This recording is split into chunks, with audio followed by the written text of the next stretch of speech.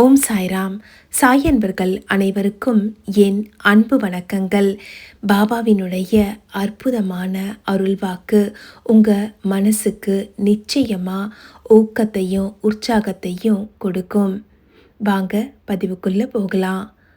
என் அன்பு குழந்தையே, என்னுடைய குழந்தைகளாகிய நீங்கள் எப்போவுமே சந்தோஷமாக வாழணும் அப்படிங்கிறது தான் என்னுடைய விருப்பம். எத்தனை சோதனைகள் வந்தாலும் அதையெல்லாம் தாண்டி என்னுடைய குழந்தைகள் சரித்திரம் படைப்பதற்கு நான் நிச்சயமாக உதவி புரிவேன். யாரும் உங்களுக்கு கெடுதல் செய்ய நான் அனுமதிக்க மாட்டேன். என்கிட்ட உங்கள் வாழ்க்கையை ஒப்படைச்ச நாள் தொடங்கி நீங்கள் எங்கே இருந்தாலும் சரி, என்ன செஞ்சுக்கிட்டு இருந்தாலும் சரி, நான் அதை கவனிச்சுக்கிட்டு தான் இருக்கேன் அப்படிங்கிறத மறந்துடாதீங்க. ஏன்னா என்னுடைய பக்தர்களுடைய நிம்மதி, சௌக்கியம் இதெல்லாம் எனக்கு ரொம்பவே முக்கியம். ஏன்னா நீங்கள் எல்லாம் என்ன தான் நம்பி இருக்கிறீங்க. அதனால தான் உங்களுடைய எல்லா கடமைகளையும் நீங்கள் சரிவர செய்ய முடியுது. அதெல்லாம் இன்னும் நல்லா செய்யணுன்னா ஒரு சில விஷயங்களை நீங்கள் வாழ்க்கையில் கடைப்பிடிச்சு தான் ஆகணும். யார் உங்களை காயப்படுத்தினாலும் அதையெல்லாம் பெருசாக எடுத்துக்காதீங்க. அமைதியாக இருந்துருங்க. அவங்களுக்கு நீங்கள் பதில் சொல்ல வேண்டிய அவசியமே இல்லை. ஏன்னா உங்களை பார்த்துக்கிறதுக்கு தான் நான் இருக்கிறேன் இல்லையா. எதுவாக இருந்தாலும் என்கிட்ட ஒப்படைச்சிட்டு நீங்கள் நிம்மதியாக இருங்க. எல்லா பொறுப்பும் என்னோடது அப்படின்னு நீங்கள் என்கிட்ட முழுசாக ஒப்படைச்சிட்டு உங்கள் கடமையை செஞ்சால் தான் நீங்கள் வாழ்க்கையில் உயர முடியும். நீங்கள் வாழ்க்கையில் சந்திக்கக்கூடிய சோதனைங்க எல்லாம் உங்களை உடைக்கிறதுக்காக வந்ததில்லை, உயர்த்துவதற்காக வந்ததுன்னு நினச்சிக்கோங்க. யார் உங்களுக்கு கெடுதல் நினச்சாலும், உங்களை மனசை காயப்படுத்தணும்னு நினச்சாலும் அந்த காயத்தை நீங்கள் பெருசாக எடுத்துக்காதீங்க. அப்படி எடுத்துக்கிட்டிங்கன்னா அவங்க ஜெயிச்சதாக மாறிடும். நீங்கள் முன்னேறத்துக்கும் அது விடாது. அதனால் எப்போவும் மனசுக்குள்ளே சொல்லிக்கோங்க, நான் சௌக்கியமாக இருக்கேன். எனக்கு யார் என்ன கெடுதல் நினச்சாலும் என் பாபா அது என்னை தாக்காமல் பார்த்துக்குவாருன்னு. இப்படி சொல்லும்போது உங்களுக்குள்ள ஒரு தன்னம்பிக்கை பிறக்கும். அந்த உத்வேகத்தோடு நீங்கள் செயல்படும்போது தான் வாழ்க்கையை முழுமையாக உங்களால் அனுபவித்து வாழ முடியும். இல்லைன்னா முக்கால்வாசி வாழ்க்கை உங்களுக்கு கஷ்டத்துலேயும் சங்கடத்துலேயுமே போயிடும்.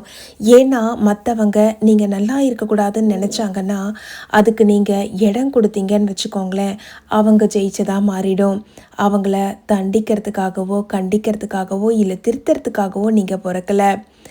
நீங்கள் உங்கள் கடமையை செஞ்சு உங்களுடைய வாழ்க்கையில் நிறைய விஷயங்களை நீங்கள் சாதிக்கிறதுக்கு இருக்குது.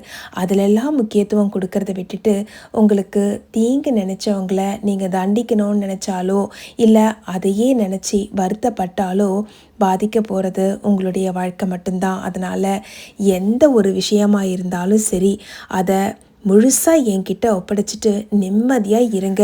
ஒரு சில நேரங்களில் அவங்கள உங்களால் தவிர்க்க முடியலன்னா உங்களுக்கு கோபம் வந்தால் அந்த நேரத்தில் அமைதியை இழக்காதீங்க.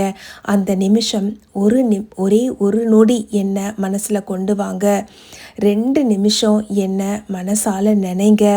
அந்த நேரத்தில் நினைக்க முடியலன்னா கூட சரி, ஒரு நொடி சாயின்னு சொல்லி மனசார நீங்கள் என்னை கூப்பிட்டா போதும். நான் அந்த இடத்துல உங்களுக்காக பிரசன்னமாயிடுவேன். உங்களுடைய கஷ்டமெல்லாம் ஏன் பொறுப்பு. ஏன்னா நீ வாழ்க்கையில் நிறைய விஷயங்களை இழந்திருக்கிற. திரும்ப திரும்ப அதே குழிக்குள்ளே போய் விழுந்துடக்கூடாது இல்லையா. அது உன்னோட முன்னேற்றத்துக்கு மிகப்பெரிய தடையாக மாறும். அது உங்களுடைய இலக்கை கொண்டு போய் சேர்க்க முடியாமவும் செய்யலாம். அதனால் உங்கள் இலக்கை மறந்துடாதீங்க. உங்கள் குறிக்கோள் என்ன? வாழ்க்கையில் நீங்கள் முன்னேறணும், பெருசாக சாதிக்கணும், உயர்ந்து காமிக்கணும். உங்களை எதிர்க்கிறவங்க முன்னாலெல்லாம் நீங்கள் வாழ்ந்து காட்டணும். நீங்கள் வாழ்க்கை வாழறத பார்த்து எல்லாரும் ஆஹா இவங்க எந்த அளவுக்கு சாதிச்சிருக்காங்கன்னு சொல்லி பாராட்டக்கூடிய அளவில் நீங்கள் வாழணும். அதுக்கு என்னுடைய ஆசீர்வாதம் பரிபூர்ணமாக இருக்கும். திரும்பவும் சொல்கிறேன், யாரையும் திருத்துறதுக்காக நீங்கள் வரல. நீங்கள் வந்திருக்கிறது உங்களுடைய வாழ்க்கையில் நிம்மதியாக இருந்து நீங்கள் செய்ய நினைக்கிறத வெற்றிகரமாக செய்யணும்.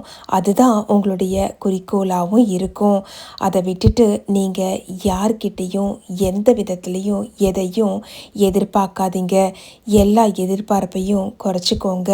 உங்களுடைய மனசு நிம்மதியாக இருக்கணும்னா என்ன உங்கள் மனசுக்குள்ளே கொண்டு வந்து நிறுத்துங்க. கடவுளை எப்பவும் மறக்காதீங்க. உங்களுக்கு எல்லாத்தையும் கொடுக்குற கடவுளுக்கு எப்பவும் நன்றி சொல்லிக்கிட்டே இருங்க. அதனால் உங்களுக்கு அடுத்து உங்களுக்கு நல்லதெல்லாம் வந்து சேர்ந்துக்கிட்டே இருக்கும்.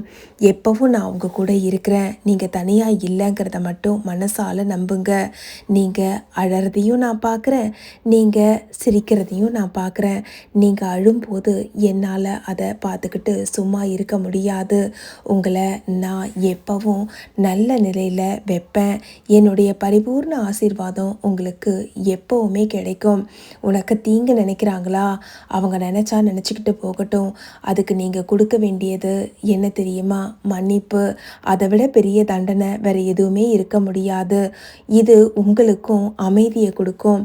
ஒரு காலகட்டம் வரும்போது நீங்கள் உங்கள் வாழ்க்கையை பின்னோக்கி திரும்பி பார்க்கும்போது, ஒருவேளை இந்த கஷ்டங்கள்லாம் எனக்கு வராமல் இருந்திருந்தா, என்ன மற்றவங்கெல்லாம் இப்படி ஏளனம் செய்யாமல் இருந்திருந்தா, நான் இந்த அளவுக்கு முன்னேறி இருப்பேனா அப்படின்னு சொல்லி யோசிப்பீங்க.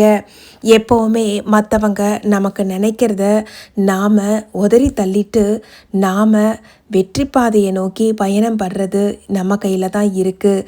அதனால் மற்றவங்களுக்கு முக்கியத்துவம் கொடுத்து அவங்களுடைய எண்ணங்களுக்கு முக்கியத்துவத்தை கொடுத்து உன்னுடைய வாழ்க்கையை இழந்துடாத. என் ஆசீர்வாதம் உனக்கு பரிபூர்ணமாக இருக்குது. வாழ்க்கையில் நீ என்னெல்லாம் நினைக்கிறியோ அது எல்லாத்தையும் ஜெயிக்கிறதுக்கான சக்தியையும் வல்லமையையும் நான் உனக்கு கொடுப்பேன். எல்லாத்தையும் நான் பார்த்துக்கிறேன். நீ நிம்மதியாக உன்னுடைய வாழ்க்கையை சந்தோஷமாக நகர்த்து.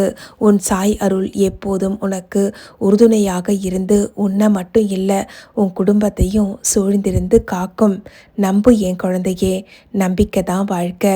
இந்த பதிவு உன்னுடைய மனசுக்கு மிகப்பெரிய தைரியத்தையும் ஊக்கத்தையும் கொடுத்திருக்கும் அப்படின்னு நீ நம்பினியானா, ஓம் சாய்ராம்னு ஒரு பதிவிட்டுட்டு நீ உன் வேலையை பாரு. மற்றதெல்லாம் நான் பார்த்து உனக்கு நல்லதை செய்வேன். ஓம் சாய்ராம். இது போன்ற பாபாவின் அற்புதமான அருளுரைகளையும் பாபாவின் அறிவுரைகளையும் கேட்பதற்கு இணைந்திருங்கள் சாய் சாத்விக் லைஃப் ஸ்டைல்.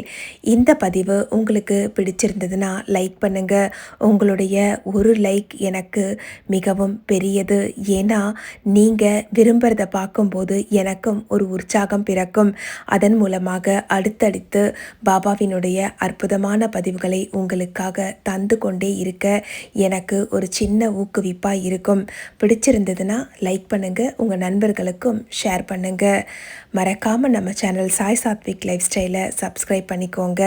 மற்றும் ஒரு அற்புதமான பதிவோடு உங்கள் அனைவரையும் மீண்டும் சந்திக்கிறேன். அதுவரையிலும் பாபாவின் அருள் ஆசீர்வாதத்தோடு நன்றி, வணக்கம். ஓம் சாயி, ஸ்ரீ சாயி, ஜெய ஜெய சாயி.